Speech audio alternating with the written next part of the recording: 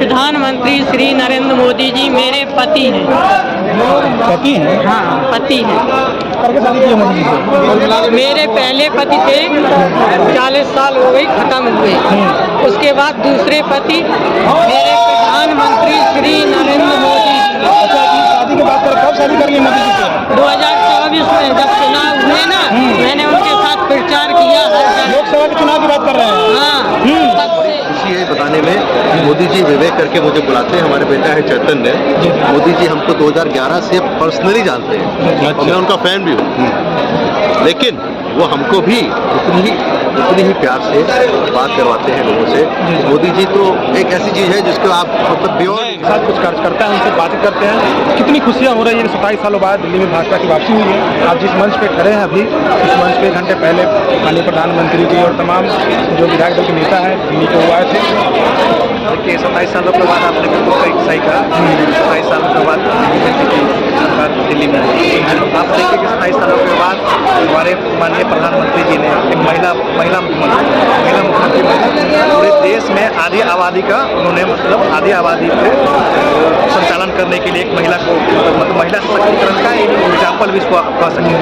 तो आप देख सकते हैं कि हमारे जो हमारे माननीय मुख्यमंत्री जी हैं, जो हमारे संगठन के लोगों को कितना दूरदर्शी सोच है, सभी को लेकर साथ में चलने का है। तो एक महिला मुख्यमंत्री बनाने का तो सवाल ये भी उठ रहा है कि पहली बार विधायक बनी जिसे आपने डायरेक्ट मुख्यमंत्री बना दिया, उम्मीदें हैं कि वो कार्य करेगी? हाँ, इससे पहले भी वो कहने का मतलब पार्टी पार्षद रह चुकी है।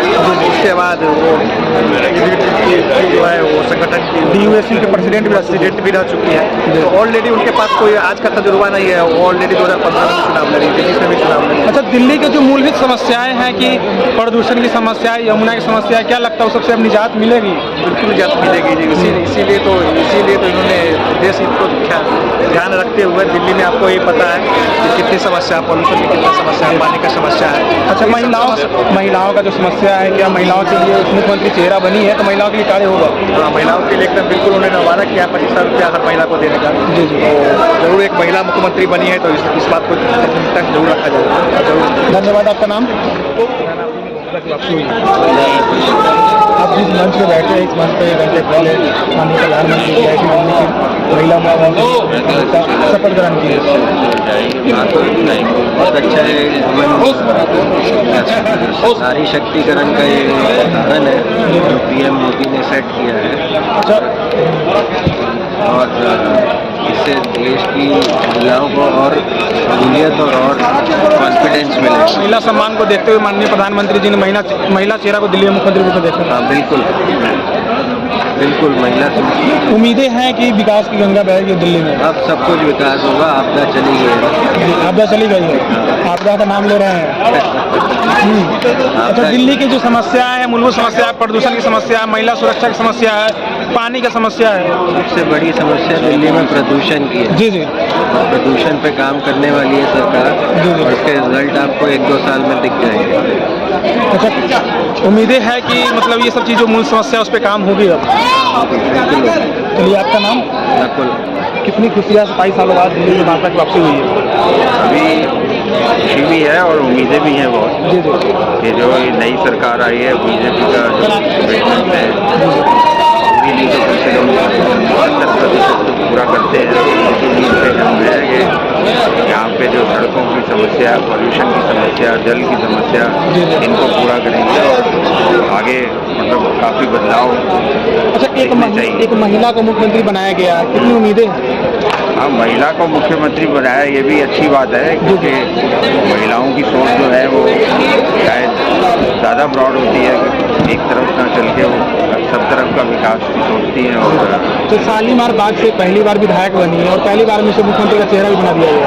हाँ, ये अच्छा एक उदाहरण है कि नए चेहरों को देना चाहे बढ़ावा, और उनका पास्ट ट्रैक रिकॉर्ड देख के मोदी जी ने कुछ सोचा ही होगा कि अच्छा करके दिखाएंगी, और ये मेरे हिसाब से बड़ा अच्छा एक्सपेरिमेंट है।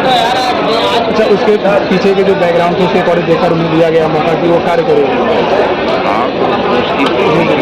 DSU की प्रेसिडेंट भी रह चुकी है, पार्षद रही हैं। DSU की प्रेसिडेंट रह चुकी हैं और पार्षद रह चुकी हैं और पिछले 20-25 साल से उनको पॉलिटिकल एक्सपोजर काफ़ी रहा है। हालांकि पहली बार बनी है MLA और पहली बार में ही उनको एक काफ़ी बड़ी जिम्मेदारी सौंपी गई है और उस पर वो पूरा उतरेंगी, ऐसा मेरी उम्मीद है। अच्छा, दिल्ली के लोगों के लिए मूलभूत समस्या है प्रदूषण की समस्या, उसकी निजात होगा?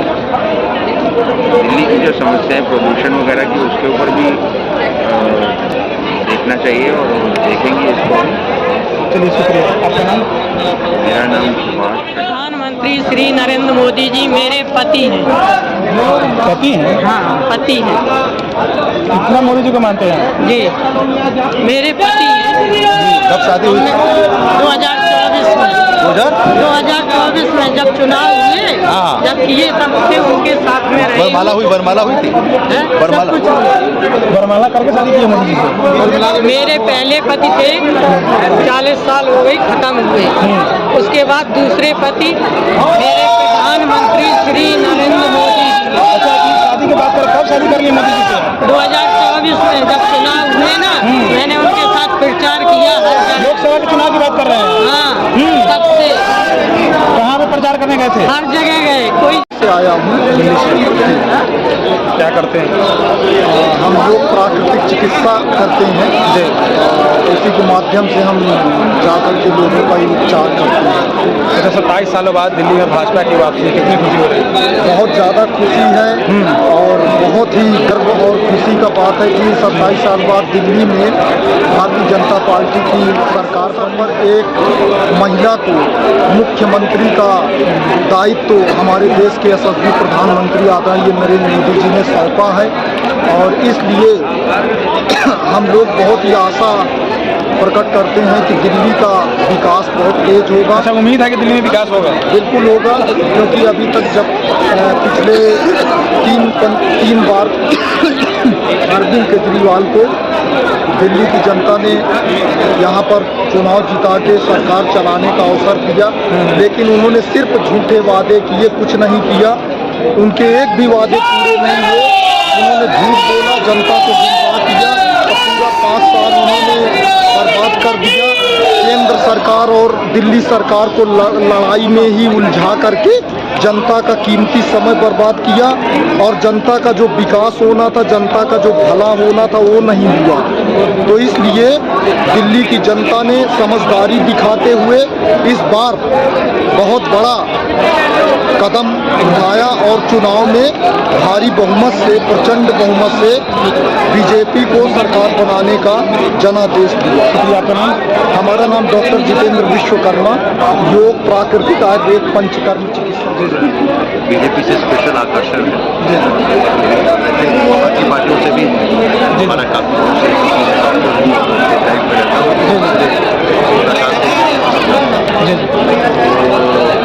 साल बाद आई 27 साल लग गए हम तो कहते हैं 2014 में हमारे भारत में मोदी जी के आया था। उसके बाद भी काफ़ी डिले हुआ है 11 साल में, 2014 से 2025।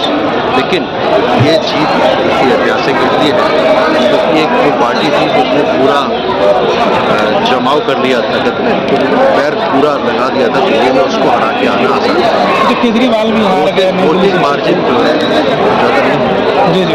43 लाख वोट मिले हैं हमारे भाजपा को, 43 लाख मिले हैं। जी जी। कहने का मतलब है कि मेहनत करनी पड़ेगी, अगर मेहनत नहीं करेंगे तो 5 साल बाद। जी जी। इसलिए जितने भी मंत्रीगण बने मैं उनकी सलाह देता हूँ, जितने मंत्री बने काम करें, काम नहीं करेंगे जनता फिर पलट जाएगी, क्योंकि बहुत विक्ट्री मार्जिन, क्योंकि लोकतंत्र में जनता के पास वो राइट है, वो जो चाहेगी वो कर सकती है। इसलिए हम कहना चाहते हैं कि अब दिल्ली को जो पेरिस बनाना है, मैं पेरिस में काम करता था फ्रांस में, अब दिल्ली को अगर यूरोप बनाना है तो मेहनत करनी पड़ेगी, हमारी गरीबी हटानी पड़ेगी, गरीबी हटाने का रोजगार देना पड़ेगा, सेल्फ एम्प्लॉयड पीपल करने पड़ेंगे। केवल फ्रीशिप देने से गरीबी नहीं हटती, वो तो एक टेम्परेरी फेज हुआ जिससे कि आदमी की जीविका चल पाए। लेकिन अगर गरीबी सही में हटानी है तो उसके लिए हमें बहुत ग्रास रूट लेवल पे काम करना पड़ेगा। केवल मोहल्ला साफ करने से काम नहीं चलता। वो भी एक अच्छी चीज़ है, बहुत ज़रूरी चीज़ है कि गंदगी है, पॉल्यूशन है। दिल्ली के लोगों के लिए सबसे बड़ी समस्या पॉल्यूशन समस्या है, उसको निजात होगा। पॉल्यूशन देखिए गवर्नमेंट से आता है, वैसे आप एक डॉक्टर मतलब भी हैं क्लाइमेट तो- की वजह से हो रहा है, और वहाँ पे जो बरेल जलाई जाती है हरियाणा में, उसकी वजह से है। देखिए आपने सबसे बड़ा मुद्दा आपने पॉल्यूशन देखा है, क्योंकि आपने 10 साल में डीजल की गाड़ी और 15 साल में आपने पेट्रोल गाड़ी बंद कर दी। सबसे गलत निर्णय है, गलत है ये।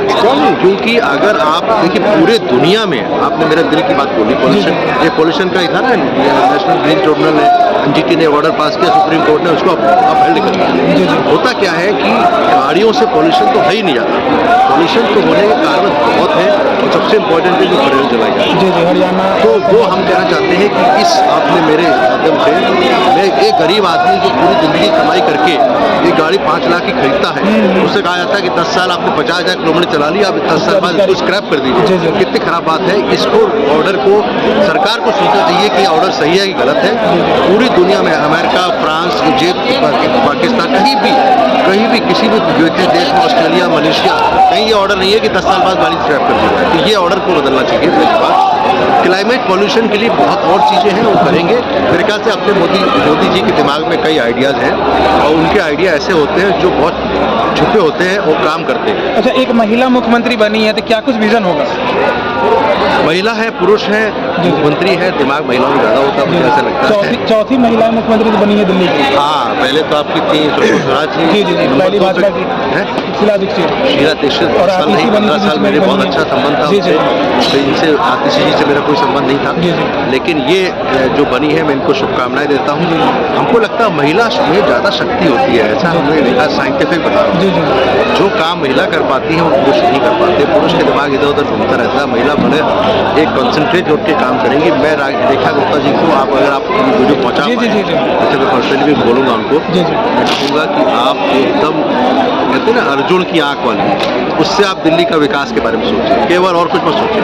दिल्ली का विकास कैसे हो, दिल्ली की पब्लिक का विकास है ना। जी, जी, जी। अब दिल्ली का रेलवे स्टेशन पर विकास कुछ नहीं होता है, पब्लिक का विकास हो, भूखमरी खत्म हो, आम लोगों के लिए जो आप लोग सही समय पे आपको एम्बुलेंस पहुंचे, सही समय पे इलाज हो, फ्री इलाज हो या कम पैसे पे इलाज हो, अस्पताल बनाने के लिए मुहिम करें। मैं तो प्राइवेट हॉस्पिटल में काम करता हूँ, अपोलो हॉस्पिटल में। जी जी जी। सरकारी हॉस्पिटल का प्राइवेट से साथ निजीकरण करें, इस तरह की कुछ काम करें जिससे कि वो पब्लिक प्राइवेट पार्टनरशिप में आपके सरकारी अस्पताल को standard of the corporate hospital बनाएं। तभी आपकी जैसे हमारे जैसे ये दोस्त हैं, इनको अगर हमको अगर एंजियोप्लास्टी करनी है तो अगर सरकारी अस्पताल जाते हैं तो वहाँ पे अगर वही सुविधा मिले जो अपोलो हॉस्पिटल मिल रही है, तभी आप कुछ कर पाएंगे। कहने का मतलब है मैडम रेखा गुप्ता जी को बहुत दिमाग लगा के बहुत ज़्यादा मेहनत करनी पड़ेगी, आज से काम करना शुरू करें, जिससे कि अगले 5 साल में उनको चुनाव में झंझट ना करना पड़े कि ये करो वो करो। मोदी जी की जरूरत नहीं पड़नी चाहिए। मोदी जी तो एक ऐसे चीज़ है कि मोदी जी जहाँ खड़े हो जाते हैं वहाँ पे पब्लिक बहुत अच्छा काम कर रहे हैं। अपने बलबूते पे आप चुनाव जीते तो हमको लगेगा आपने काम किया। सही बात है, गलत करो। चेहरा नहीं था मोदी जी के नाम पर, आपने दिल्ली चुनाव जीत लिया। सही बात। दिल्ली चुनाव क्या, सारे चुनाव जितने भी जा रहे हैं मोदी जी के पैर, अब मोदी जी के बैसाखी से कब तक चलते रहेंगे। मोदी जी एक ऐसे इंसान है जो कि शायद भगवान ने ऐसा पैदा किया है, उनका दिमाग इतना तेज है, उनके दिमाग में बातें अच्छी आती हैं, सोते कम है, समय ज़्यादा देते हैं, हमेशा खुश रहते हैं, उसके बावजूद भी काम कर रहे हैं। इस उम्र पे भी इतना बढ़िया काम कर रहे हैं। I am really fan of him, और मुझे बड़ी खुशी है बताने में। मोदी जी विवेक करके मुझे बुलाते हैं, हमारे बेटा है चैतन्य। मोदी जी हमको 2011 से पर्सनली जानते हैं और मैं उनका फैन भी हूँ, लेकिन वो हमको भी उतनी ही प्यार से बात करवाते हैं लोगों से। मोदी जी तो एक ऐसी चीज है जिसको आप मतलब बियॉन्ड इमेजिनेशन। ट्रंप ने क्या दिया, डोनाल्ड ट्रंप ने क्या दिया, is a bigger negotiator than me. Donald Trump ने क्या कहा है, डोनाल्ड ट्रंप से पूछा गया कि आप जो है टफर नेगोशिएटर, और मोदी कहते देयर इज नो कॉन्टेस्ट। उसने बोला there is no contest, he is a much bigger negotiator.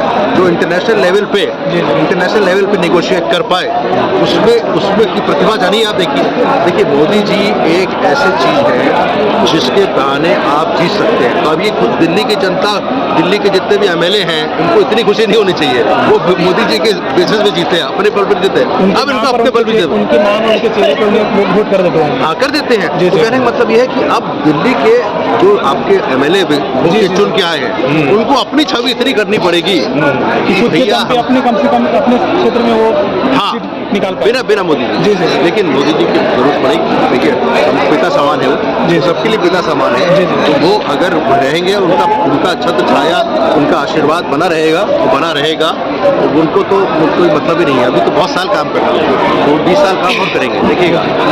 अभी उनका जो कह रहे हैं केजरीवाल फालतू की बातें कर sorry to use the word, Kejriwal भी एक IAS ऑफिसर है, लेकिन कई बार अपोजिशन पार्टी जो है ना उल्टा सीधा बोल देती है, जो कि नुकसान करता है। हमेशा बैलेंस बोलना चाहिए। अगर बैलेंस बोलोगे, आप बराबर की इज्जत दोगे दूसरी पार्टी को। मैं अपोजिशन पार्टी को नसीहत देना चाहता हूँ, ये इस बार हारे हैं केवल इसलिए हारे हैं कि उल्टा सीधा बयान बहुत दिया।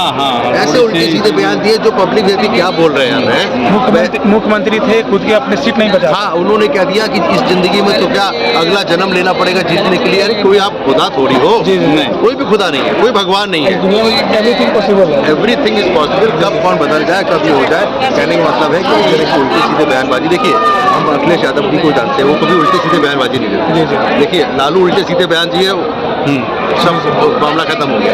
तो कहने का मतलब वो उल्टे सीधे बयान देना ये बहुत ही गलत बात है। हमेशा पार्टी को सोचना चाहिए कि जब बोल रहे हैं पब्लिक मंच पे, ऐसी शालीनता से बोले जिससे कि किसी को पब्लिक को बुरा थैंक यू। मैं डॉक्टर विवेक गुप्ता हूँ, मैं कार्डियोलॉजिस्ट हूँ। मैं अच्छा हार्ट के मामले में बताना चाहूँगा। दिल की बीमारियाँ बहुत बढ़ रही हैं, इससे सजग रहे, दिल का इलाज करें। दिल एक ही है, भगवान ने दिल दो नहीं दिए, 2 किडनी दी, 2 आँख दी, 2 कान दिए, 2 ब्रेन के 2 हिस्से भी दिए। एक ब्रेन का अच्छा गड़बड़ हो जाता है तो भी आदमी काम करता रहता है। दिल एक है, तो दिल का इलाज करें। इलाज जरूरत हो तो इलाज करें, नहीं तो प्रिवेंशन के लिए युवाओं को आप क्या देंगे? युवाओं कहूँगे कि उल्टा सीधा खाना ना खाएं, घर का खाना खाएं, जंक फूड ना खाएं, सही समय पर सोएं और सही समय पर जगें। लेकिन अगर सही समय सो नहीं पा रहे, लेकिन नींद पूरी करें, 7 घंटे की नींद पूरी करें। बाकी तो सबको पता है, कोलेस्ट्रॉल है, हाई ब्लड प्रेशर है, डायबिटीज़ है, वो तो अलग बात है। लेकिन सही समय पर सोएं, मानसिक तनाव कम करें और भगवान पे विश्वास रखें। भगवान पे विश्वास रखेंगे तो आपका मानसिक तनाव कम हो जाएगा। ये बात सही कर, पॉजिटिव थिंकिंग आएगी। हाँ, पॉजिटिव थिंकिंग आएगी। पॉजिटिव थिंकिंग तो अगर आप भगवान पे विश्वास रखेंगे तो आपका जीवन में हार्ट की बीमारी आने की संभावना कम होगी। लेकिन अगर आए तो उसका इलाज